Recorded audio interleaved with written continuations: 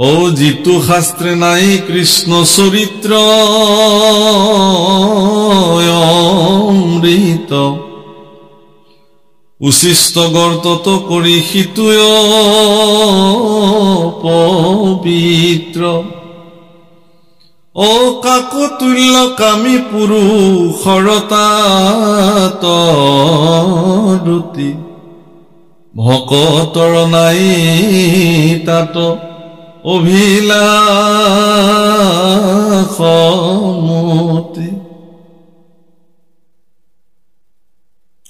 जे साम शास्त्रे पुराणे वा हरिर भक्ति न दृश्यते श्रोतव्यम नैव तत्शास्त्रम यदि स्वयं ब्रह्मा वदे अर्थात যত কৃষ্ণৰ চৰিত্ৰ বৰ্ণন হৈ থকা নাই এইবিলাক সোনি গাততকৈ অপবিত্ৰ বুলি কৈছে কাউৰীৰ মনোবৃত্তিৰ পুৰুষসকলে এইবিলাক শাস্ত্ৰ শ্ৰৱণ কৰে ভাগৱতৰ বাণী দেই আমি কোৱা নাই আমি ক'লে লেঠা লাগি যাব মানে আমি ক'লে জেমেলা হৈ যাব আমাৰ কোৱাৰ অধিকাৰো নাই ক্ষমতাও নাই ভাগৱতে কৈছে কি কৈছে যে ভকতৰ তাত তিলমানো অভিলাষো নাই আৰু ৰুচিও নাই প্ৰভু ক'লে ৰামচন্দ্ৰ যেতিয়া লংকা দখল কৰিছিল ক'বলৈ গ'লে নিজৰ অধীনত আনিছিল ৰাৱণক বধ কৰাৰ পিছত তেতিয়া লক্ষ্মণে ৰাৱণক এটা কথা কৈছিল যে হে দাদা এই মানে ৰামক এটা কথা কৈছিল ক্ষমা কৰিব যে দাদা আমাকতো বনবাসে দিছে পিতৃয়ে ইতিমধ্যে ভৰতটো তাতে গৈ ৰাজ্য শাসনে কৰি আছে গতিকে আমি যেহেতু বাহুবল আৰু পৰাক্ৰমেৰে যেহেতু লংকা বিজয় কৰিলো এতেকে আমি ইয়াতে থাকি দিম স্বৰ্ণময় লংকা তুমি ৰজা হোৱা আৰু মই তোমাৰ সেৱক হিচাপে থাকি দিম কিয়নো আমি যাব লাগে আৰু উভতি তেতিয়া ভগৱান শ্ৰী ৰামচন্দ্ৰই কৈছিল ओपी स्वर्णमयी लंका नौमे लक्ष्मण रोचते जननी जन्मभूमि स्वसर्गादपि गरियसि तो वाल्मीकि रामायणर बाणी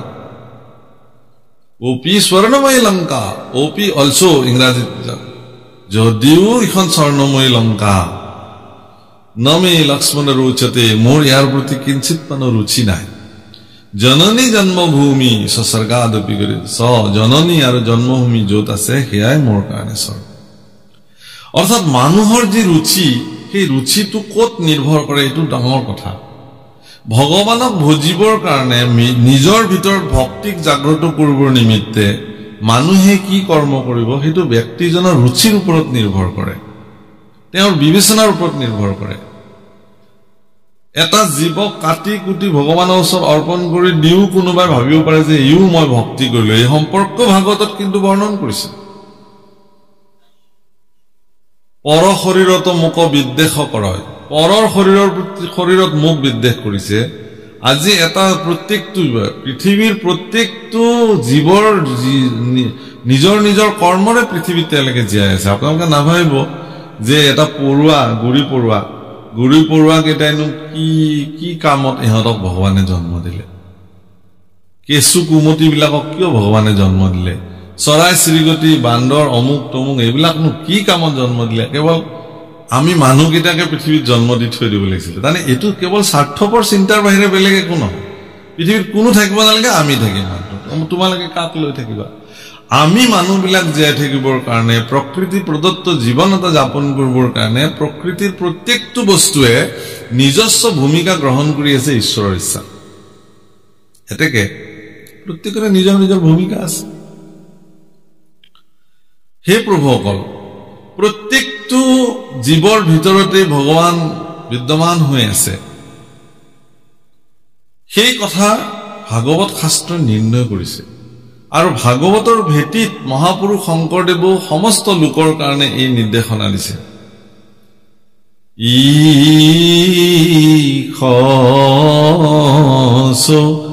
ৰূপে হৰি সবঘতে বৈঠ জৈসন গগন বিয়াপি নাৰায়ণ কাহে ভকতি কৰো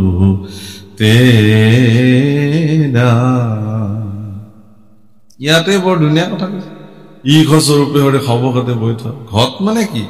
ঘট মানে শৰীৰ।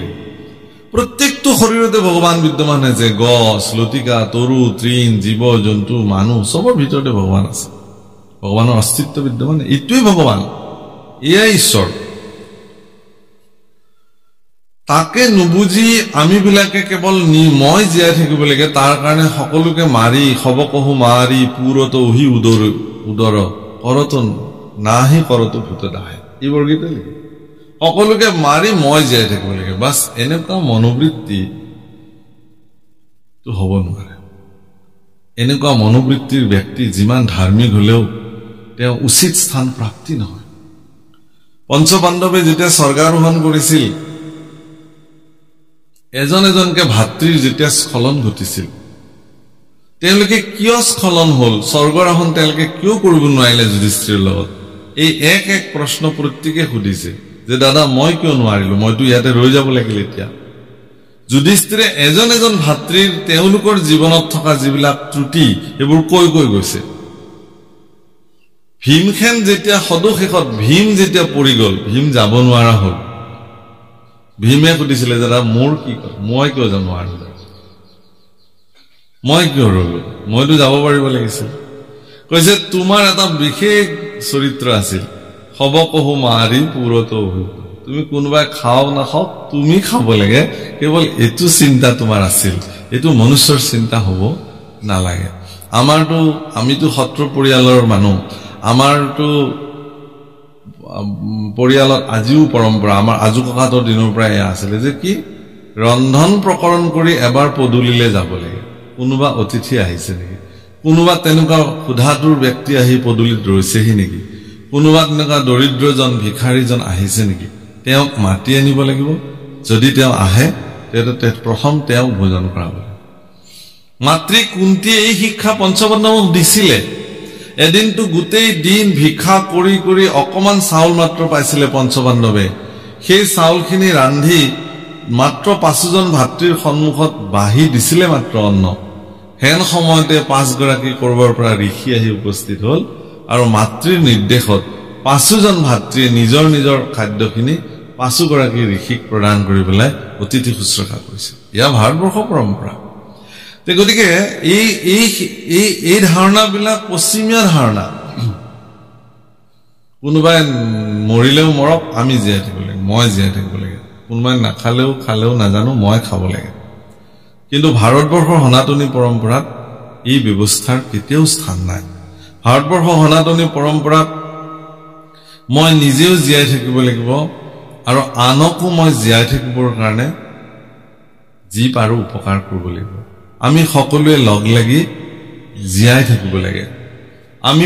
পৰস্পৰক সহযোগিতা কৰি জীয়াই থাকিব লাগে। এই ভক্তিৰ ধাৰাটোক জগতত প্ৰৱৰ্তাই ৰাখিবৰ কাৰণে উদ্ধৱ নামৰ এটা বিশেষ চৰিত্ৰ, সেই চৰিত্ৰ ভগৱানৰ তেওঁ পৰম বান্ধৱ আছিলে। সেই উদ্ধৱক ভগৱন্তই এই নিৰ্দেশনা দি থৈ গৈছিলে যে ভকতিক ৰাখি তুমি জগতত থাকা, মই যাবই লাগিব, মই যাম। কিন্তু ভগৱান কৃষ্ণ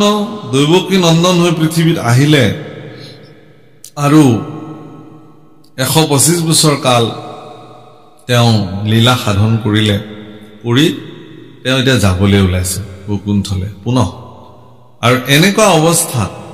উদ্ধৱে তেওঁৰ অন্তৰৰ কথা বুজি পালে, তেওঁৰ ইংগিত তেওঁ বুজিব পাৰিলে।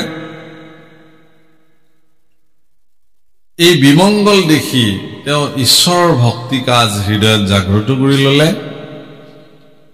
আৰু কৃষ্ণৰ প্ৰতি কান্দি কান্দি তেওঁক অত্যন্ত শোক বিভল্ল হৈ কবলৈ আৰম্ভ কৰিলে। ৰাম তেজিয়া নিশ্বাস চাপিলন্ত পাশ সন্তাপে আকুল ভাৱ বিৰল থানত পৰি প্ৰণামিলা শিৰে পৰখীয়া পাও পৰম সন্তাপ মনোবৃত্তিৰে ভগৱান কৃষ্ণৰ ওচৰলৈ চাপি গল উদ্ধৱে আৰু বিৰল স্থানত পৰি প্ৰণাম জনালে বিৰল স্থান মানে ভগৱানৰ দুখানি অভয় চৰণে জগতৰ বিৰল স্থান বুলি বিবেচিত হয় কিহৰ কাৰণে যে ভগৱানৰ দি চৰণ অভয় চৰণ এই চৰণ আৰু পৃথিৱীত কোনো দ্বিতীয় ব্যক্তিৰ নাই ভগৱানৰ চৰণ আৰু অন্যান্য জীৱৰ চৰণৰ মাজত পাৰ্থক্য কি ভগৱানৰ দুখানি অভয় চৰণ অন্যান্য ব্যক্তিৰ বা অন্যান্য দেৱতাসকলৰ চৰণৰ লগত নিমিলে তাৰ প্ৰথম পাৰ্থক্যটো এইটোৱেই যে ভগৱানৰ চৰণৰ তলত হজ বজ্ৰ অংকুশ জব পঞ্চচিহ্ন বিদ্যমান আছে বাকি ব্ৰহ্মা আদি কৰি কোনো দেৱতাৰ চৰণৰ তলত এই চিহ্নসমূহ ব্যক্ত হৈ থকা নাই কেৱল ভগৱানৰ চৰণতে পতাকা এখন আছে জবধান এডাল আছে বজ্ৰ এপাত আছে অংকুশ এপাত আছে হাতীক যিটো নিয়ন্ত্ৰণ কৰা অংকুশ আৰু পদুম ফুল এপাত আৰু আচৰিত কথা যে ভগৱানে যেতিয়া খোজ থয় পৃথিৱীত সেই খোজটো ডাঙৰ লগে লগে পৃথিৱীত তেওঁৰ চৰণৰ খোজত এই পাঁচটা চিহ্ন অংকিত হৈ হৈ গৈ থাকে আজি অন্য দেৱতা এগৰাকী ব্ৰহ্মা যদি খোজকাঢ়ি যায় ইফালেৰে ব্ৰহ্মাৰ চৰণৰ কোনো চিহ্ন নাথাকে কিন্তু মোৰ প্ৰভু যদি ইফালেৰে খোজকাঢ়ি কেনেবাকে যায় তেতিয়াহ'লে তেওঁৰ প্ৰত্যেকটো খোজতে এই পাঁচটা চিহ্ন প্ৰতীক চিহ্ন পৰি গৈ থাকে চিহ্ন এইটো তেওঁৰ ভগৱান আছে চৰণৰ বিশেষত্বতা এই চিহ্নকেইটাৰ বিশেষত্বতা কি ই ভজন তত্ত্ব শৰণ তত্ত্ব শৰণাচাৰ্যসকলে শিষ্যসকলক শৰণ দিলে ইয়াৰ তাৎপৰ্য ব্যাখ্যা কৰিব লাগে তেওঁলোকৰ হৃদয়ৰ মানস পটত ভগৱানৰ এই চৰণ যুগলৰ মাহাত্ম্য উদাৰ চিত্তেৰে অংকন কৰি দিব পাৰিব লাগে গুৰুসকলৰ এইটো দায়িত্ব যাতে এজন শৰণীয়া ব্যক্তি আৰু এজন অশৰণীয়া ব্যক্তিয়ে যেতিয়া গুৰু সেৱা কৰিব এজন শৰণ লোৱা ব্যক্তিয়ে যেতিয়া ঈশ্বৰৰ স্থানত গৈ প্ৰাৰ্থনা কৰিব আৰু এজন অশৰণীয়া ব্যক্তিয়ে যেতিয়া ঈশ্বৰৰ ওচৰত প্ৰাৰ্থনা কৰিব তেওঁলোকৰ মাজত চিন্তাৰ পাৰ্থক্য থাকে শৰণীয়া ব্যক্তি এজনে ঈশ্বৰৰ চৰণত হাতজোৰ কৰাৰ লগে লগে তেওঁৰ মানস পটত ভগৱানৰ এই দুখানি চৰণ চিত্ৰ সহিত অংকিত হৈ সন্মুখত বিদ্যমান হ'ব লাগে আৰু এইটো তেতিয়া হ'ব যেতিয়া তেওঁৰ সদ্গুৰুৱে তেওঁৰ হৃদয়ত এই চৰণ যুগলক চৈতন্য কৰি আঁকি দিব পৰাৰ ক্ষমতা থাকে যদি নাথাকে তেতিয়ালৈও কাম নাই এইটো গুৰুসকলৰ মহিমা গুৰুসকলে পাৰে গুৰুসকলৰ হাতত এই ক্ষমতাটো থাকে সেইকাৰণে শৰণৰ মহিমা বিশেষ শৰণীয়া ব্যক্তি আৰু অশৰণীয়া ব্যক্তিৰ মাজত এইটো ডাঙৰ পাৰ্থক্য এজন শৰণীয়া ব্যক্তি কেনেকৈ আসন গ্ৰহণ কৰিব আৰু সেইটোত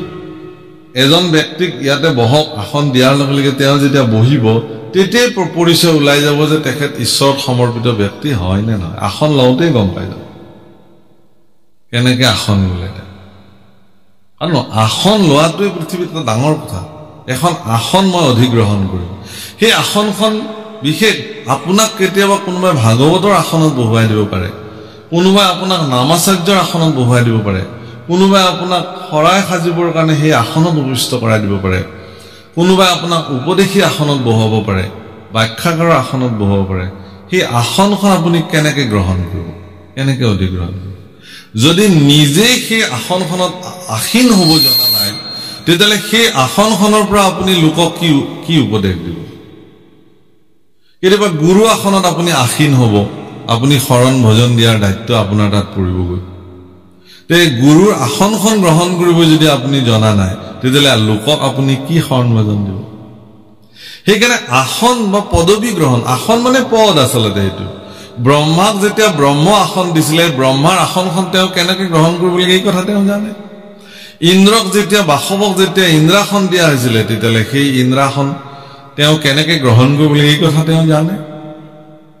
গতিকে আপুনি বা মই যদি ভগৱানক কওঁ যে প্ৰভু মোকো কেইদিনমানৰ কাৰণে ইন্দ্ৰৰ আসনত বহুৱাই দিয়ক যদি আপোনাৰ যোগ্যতা আছে ইন্দ্ৰৰ আসনত বহাৰ ভগৱানে আপোনাক বহুৱাব কাৰণ ইন্দ্ৰৰ আসনহে এইটোত ইন্দ্ৰ এটা কোনো দেৱতা নহয় ইন্দ্ৰ এটা পদবী নাম ব্ৰহ্মা এটা পদবীৰ নাম তাত যিজনে বহে তেওঁকে ব্ৰহ্মা বোলে তাত যিজন বহে তেওঁকে ইন্দ্ৰ বোলে বৰুণ এটা পদবীৰ নাম যোন বহিব তেওঁই বৰুণ হ'ব হিদিনাখনৰ পৰা অগ্নি এটা আসনৰ নাম তাত যোন বহিব তেওঁই অগ্নি হ'ব তে এবাৰ সেই আসনখনত বহাৰ কাৰণে হেপাহ জাগিলে কাৰ ৰাৱণৰ কনিষ্ঠ ভ্ৰাতা এই কুম্ভকৰ্ণৰ বোলে মই ইন্দ্ৰ আসনত বহিব লাগে ৰাক্ষস কুলক জগতত প্ৰতিষ্ঠা কৰিবৰ কাৰণে দানৱ সংস্কৃতিক গোটেই জগতত যুগমীয়া কৰিবৰ কাৰণে ৰাৱণ কুম্ভকৰ্ণ আৰু বিভীষণ তিনিওজনকে ব্ৰহ্মা সাধন কৰিবৰ কাৰণে তেওঁলোকৰ ককায়েকে আজ্ঞা কৰিলে মাতৃৰ নিৰ্দেশত মাতৃও আজ্ঞা কৰিলে যে মাতৃ যেহেতু ৰাক্ষস কুলৰ দানৱ কুলৰ আছিলে পিতৃ তেওঁ ব্ৰাহ্মণ কুলৰ মাতৃ যেহেতু ৰাক্ষস কুলৰ গতিকে ৰাক্ষস কুলৰ ৰক্ষাৰ স্বাৰ্থত যেতিয়া তেওঁলোকে কাম কৰিছে সেইকাৰণে তেওঁলোকে ব্ৰহ্মা স্তুতি কৰিলে আৰু ব্ৰহ্মাই আহি তেওঁলোকক যেতিয়া সাক্ষাৎ কৰিছিল তেতিয়া ৰাৱণক সুধিছিল তোমাক কি লাগে ব্ৰহ্মাই কৈছিল মোক অমৰ বৰ লাগে যাতে মোক কোনেও মাৰিব নোৱাৰে ৰাৱণে জানিছিল যে তেওঁ যদি অমৰ হৈ যায় তেতিয়ালে তেওঁ ৰাক্ষস কুলক সংৰক্ষিত কৰিব পাৰিব তেওঁক যদি কোনেও মাৰিব নোৱাৰে ব্ৰহ্মাই কৈছিল যে মই অমৰ বৰ দিয়াৰ অধিকাৰ মোৰ নাই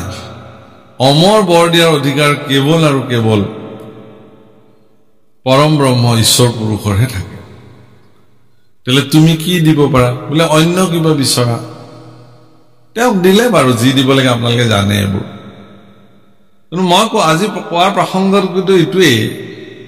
যে কুম্ভকৰ্ণক যেতিয়া সুধিছিল যে তোমাক কি লাগে কুম্ভকৰ্ণে তেতিয়া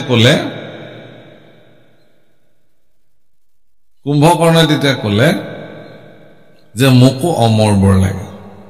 বোলে এইটো দিব পৰা নাযায় বেলেগ লোৱা কুম্ভকৰ্ণে তেতিয়া ক'লে কি কুম্ভকৰ্ণৰ মনত ভাৱনা হ'ল যে মোক ইন্দ্ৰাসন লাগে ইন্দ্ৰৰ আসনত গৈ মই বহিম যেতিয়া এই কথা তেওঁ ক'লে কিন্তু এনেহে ঈশ্বৰৰ ইচ্ছা তেওঁ ক'ব লাগে মোক ইন্দ্ৰাসন লাগে বুলি তেওঁৰ মুখেৰে ওলাই আহিল মোক নিদ্ৰাসন দিয়া ক'ব লাগে ইন্দ্ৰাসন ঈশ্বৰৰ ইচ্ছাত মুখেৰে ওলাই আহিল নিদ্ৰাসন আৰু ব্ৰহ্মায়ো এক পলম নকৰি পেলাই তথাস্তু বুলি দি দিছে হ'ব তুমি যিটো বিচাৰিছা সেইটো তোমাক মই দি দিলো যে বৰ প্ৰাপ্তি হৈ গ'ল হামি হিকটি লগে লগে আৰম্ভ হৈ গ'ল বোলে এয়া কি হৈছে মোৰ মইতো এতিয়া স্বৰ্গত গৈ থাকিব লাগিব মোৰ ইমান টোপনি ধৰিলে কেনেকে হ'ব বোলে তুমি এইটোৱেই বিচাৰিলা ক'ত স্বৰ্গ আসন বিচাৰিলা বোলে মইতো স্বৰ্গত ৰজা হোৱাৰ কাৰণেহে মই আশীৰ্বাদ ললো তোমাৰ পৰা বোলে কি কৈছা তুমি নিদ্ৰাসন বুলি ক'লা গতিকে তুমি এতিয়া টোপনি মাৰি থাকিব লাগিব টোপনি বোলে কেতিয়ালৈকে বোলে জীৱন পৰ্যন্তম তোমাৰ যেতিয়ালৈকে শেষ নহয় জীৱন শুয়ে থাকিব লাগিব এইটোনো জীৱন হ'ল নে আমাৰ শুই ভাল পোৱা সকলক কৈছো যিবিলাকে শুই ভাল পায় 10টা বজালৈকে মাক দেউতাকে যিবিলাক ল'ৰা ছোৱালীক জগুৱাই তুলিব নোৱাৰে 11টা বজালৈকে শুৱে বাপৰে ভাবিলেই মানে গা বিষাই যায় শুই থকা দূৰৰ কথা তে কি আমাৰ ল'ৰা ছোৱালীবিলাকক মাক বাপেকে জগাব লাগে উঠ 8টা বাজিল অকমান শুবলৈ দে 9টা বাজিল আৰু অকমান শুবলৈ দে 11টা বজাত শুই ভাল লাগে জীৱনত প্ৰভুসকল মহাপুৰুষে এটা সংজ্ঞা দাঙি ধৰিছে মানে এটা হিচাপ দিছে ৰেচিঅ' একদম অনুপাতিক হিচাপ দিছে মনুষ্যৰ আয়ুষত বৰিষ সংখ্যাত অৰ্ধেক বিফলে যায় জানিবা নিদ্ৰা মানুহৰ জীৱনৰ আধা বোলে টোপনিতে গুচি যায় আৰু এই সূত্ৰটোক অনুধাৱন কৰি যিবিলাক ব্যক্তিয়ে জীৱনত টোপনিৰ পৰিমাণটো কমাই দিব পাৰে মানে টোপনিটো সৰ্বোচ্চ নহয় কবিৰ দাসে কৈছে জলদি সোৱে জলদি উগে ও দুনিয়া সবসে আগে জলদি সোৱে মানে একদম গধূলি সূৰ্যাস্ত লগে লগে শুই দিয়ে এইটো জলদি খোৱা নহয় যিজন ব্যক্তিৰ বিছনাত মূৰটো দিয়াৰ লগে লগে টোপনি আহি যায় এনেকুৱা যিবিলাক ব্যক্তি আছে এইবিলাক সুখী ব্যক্তি সুস্বাস্থ্যৰ গৰাকী তেওঁ অকল বিছনাত পৰিলেই টোপনি অহাটোকে সুস্বাস্থ্য নকয় আকৌ যিজনে নিৰ্দিষ্ট সময়ত সাৰ পোৱাৰ লগে লগে তেওঁ ফ্ৰেছ একদম সতেজ আৰু সূৰ্য উদয় নোহোৱাৰ আগতে সাৰ পালে সতেজ আৰু তেওঁৰ বহুত আমাৰ ল'ৰা ছোৱালী আছে ঠাণ্ডাৰ দিনততো আৰু ভাল ব্লেংকেটখন লৈ অকণমান সময় ধ্যান কৰি থাকে কি হ'ল উঠিছা উঠিছো উঠিও আৰু বহুত সময় ধ্যান কৰি থাকে কিবা ধ্যান কৰে আৰু মুঠতে তেওঁ উঠিবলৈ মন নাই যদি কোনেও একো নকয় লাহেকে ভাজ লাগি পেলাই সেনেকেও আৰু আধা ঘণ্টা পৰি দিব পাৰে একো ডাঙৰ কথা নহয় কিন্তু তে এইবোৰ মানুহে কি কৰিব জীৱনত নিদ্ৰা হল মানুহৰ জীৱনৰ এটা এনেকুৱা বস্তু যাক নহলেও মানুহ চলিব নোৱাৰে নিদ্ৰা এটা খাদ্য শৰীৰৰ টোপনি যাবই লাগিব তেওঁ কিন্তু ই যেতিয়া অতিৰঞ্জিত হৈ যায় ই মানুহৰ কাৰণে ক্ষতিকাৰক সেইকাৰণে মানে সাধক বিলাকে পৃথিৱীৰ যিবিলাক সাধনা কৰা ব্যক্তি আছে যিবিলাক ব্যক্তি সাধনাৰ জৰিয়তে জগতত নিজৰ নিজৰ স্থানসমূহ নিৰ্মাণ কৰি লৈছে এই সাধক বিলাকে আটাইতকৈ শ্ৰেষ্ঠ কামটো কৰে কি তেওঁলোকে নিজৰ নিদ্ৰাক নিয়ন্ত্ৰিত কৰি ৰাখে তেওঁলোকৰ হাতৰ মুঠিত টোপনি থাকিব মানে তেওঁলোকৰ যেতিয়া মন গ'ল তেতিয়া তেওঁলোকে শুব এনেকুৱা অদ্ভুত ব্যক্তি আছে পৃথিৱীত এতিয়াও তেওঁলোকে টোপনি তেওঁলোকৰ ইচ্ছামতে আহে আৰু ইচ্ছামতে টোপনি তেওঁলোকে সাৰ পায় ইমান কোনো এলাৰ্ম বজাব নালাগে ইমান বজাত মই সাৰ পাম ইমান বজাতে তেওঁ সাৰ পাম ইমান ক্ষমতাশালী পুৰুষ পৃথিৱীত আছে এইবিলাক সাধক কিন্তু যিজন ব্যক্তি মোৰ এলাৰ্ম বাজিলেও গম নাপায় এলাৰ্মে পেং পেংকে বাজি থাকে ওচৰৰ মানুহে ক'ব লগা হয় যে আপোনালোকৰ এলাৰ্মটো বাজি আছে অথনিৰ পৰা কিন্তু যিজনে বজাই বুলি থৈলে তেওঁৱে সাৰ মই উঠি অহা প্ৰজন্মৰ কাৰণে কৈছো ব্ৰহ্ম মুহূৰ্ততে শয্যা পৰিত্যাগ কৰাৰ চেষ্টা কৰক ল'ৰা ছোৱালীবিলাকক কৈছো মই এইটো এটা উপদেশ মোৰ ফালৰ পৰা ভাগৱতৰ আসনৰ পৰা ব্ৰহ্ম মুহূৰ্ততে মানে কথাটো হ'ল কি দুটা সময় আপুনি মানে দিন আৰু ৰাতিৰ যিটো সন্ধিক্ষণ ইয়াক সন্ধ্যা সন্ধ্যা বোলে আৰু ৰাতি আৰু দিনৰ যিটো সন্ধিক্ষণ এইটো প্ৰাতঃ সন্ধ্যা বোলে আৰু এটা দুপৰীয়াৰ সন্ধ্যা আছে এই ত্ৰিসন্ধ্যা আচলতে মানুহে ঈশ্বৰৰ নাম ল'ব লাগে সেইকাৰণে ত্ৰিসন্ধ্যা গায়ত্ৰী ত্ৰিসন্ধ্যা সাধনা পদ্ধতি ত্ৰিসন্ধ্যা ঈশ্বৰৰ নাম আমাৰ মানুহবিলাকে ল'ব লাগে তাৰমানে আপোনালোকে চাব যে যিটো সন্ধ্যা কাল